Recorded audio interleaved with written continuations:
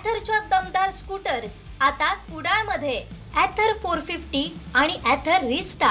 आजच भेट द्या Ather showroom, Mumbai Goa highway, Kudal. Hotel spice कोकणच्या समोर. संपर्क 9730 10 64 77. जिल्हा परिषद आणि पंचायत समिती निवडणुकीत वेंगुर्ल्यातील 5 जागांपैकी 2 जागांवर ठाकरे शिवसेनेचे उमेदवार निवडून आले. उभदांडा मतदारसंघातून संजय गावडे आणि आडेली मतदारसंघातून विजय नाईक यांनी विजय संपादन केलाय.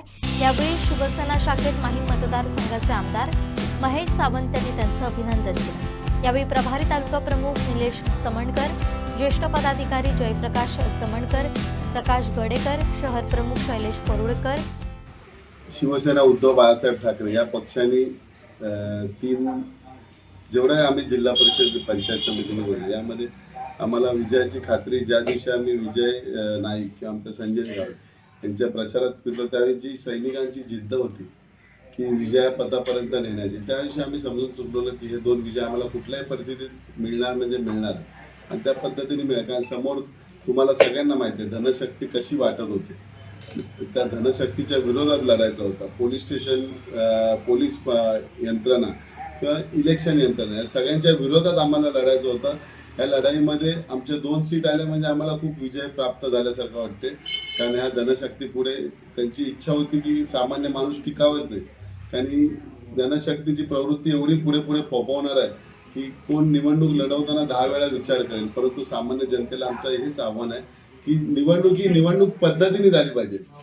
निवडणुकीमध्ये तुम्ही उमेदवार बघा, काम करण्याची पद्धत बघा त्याची, त्या पद्धतीने नुसता पैशाच्या जोरावरती निवडणूक लढवल्यानंतर भविष्यात या देशावरती हुकुमशाही सुरू होणार आहे.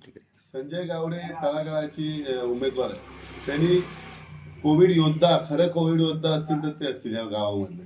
त्यांनी स्वतःची गाडी, ॲम्ब्युलन्स ठेवलेली. किती जणांना लोक हीच बघतात की लोकांना समोर उमेदवाराकडे असंच बघावं की जो उमेदवार तळमळीने काम करतो.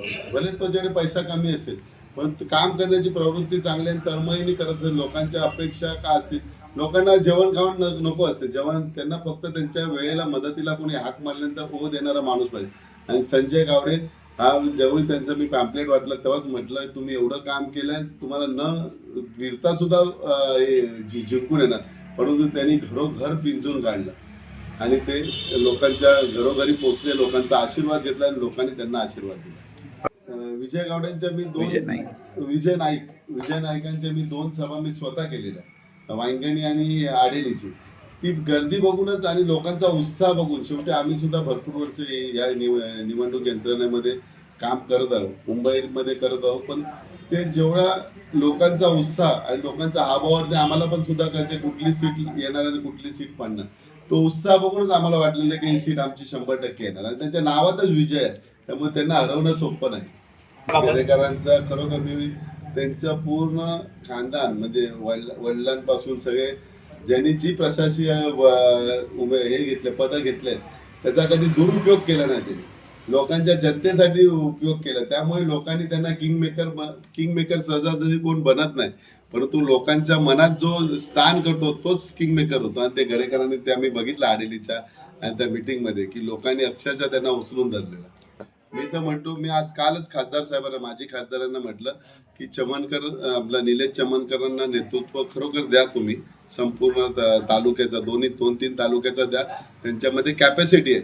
फक्त मी म्हटलं थोडी त्यांना आपण बॅकिंग सुद्धा बरोबर दिली पाहिजे. कारण इथे धनशक्ती एवढी आहे, त्याच्यामध्ये निलेश पुरून उठलाय आतापर्यंत.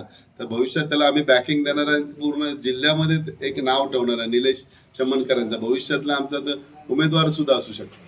शेवटी शिवसेना उद्धव बाळासाहेब ठाकरे ही थोरा मोठ्यांच्या आशीर्वादामुळेच जगली आहे. म्हणजे आमचे भले गडेकर आमचे आहेत किंवा चमनकर आहेत, कुठल्या ते सभापती सुद्धा होते, जिल्हा परिषदेचे सुद्धा सदस्य होते.